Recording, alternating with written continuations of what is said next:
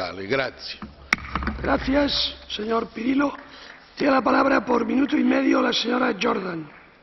Spoštovani predsednik, strinjam se s kolegi, ki so dejali, da bi morali poskrbeti za zagotavljanje jedrske varnosti na evropskem nivoju. Ampak, dragi kolegi, pri tem bi morali upoštevati, da je varnostna kultura zelo širok pojem, ki vključuje tako varno jedrsko tehnologijo, kot tudi zagotavljanje ustreznih finančnih virov, človeških virov, ustrezne varnostne standarde ter močne in neodvisne nadzorne organe. Vse to bi po mojem mnenju morali vsebovati tudi ti evropski varnostni standardi.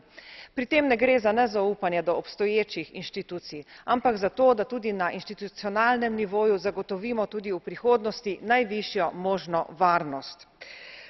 Spoštovani gospod komisar, dejali ste, da države članice za to niso zainteresirane. Ampak kdo pa so države članice? Če vprašamo naše državljane, in takšna javna mnenja so že bila izvedena, potem boste videli, da ti so pripravljeni na to, da se del pristojnosti prenese tudi na evropski nivo.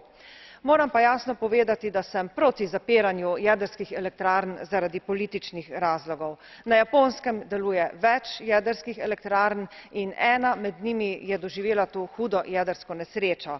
Preden bomo sprejeli razne ukrepe, moramo imeti argumente in strokovne osnove.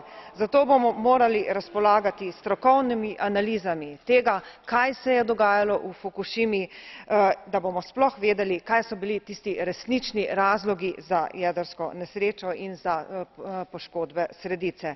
Ob koncu pa naj omenim, da smo globoko v postopku sprejemanja direktive o radioaktivnih odpadkih in da bomo tu lahko pokazali svojo resnost. Hvala.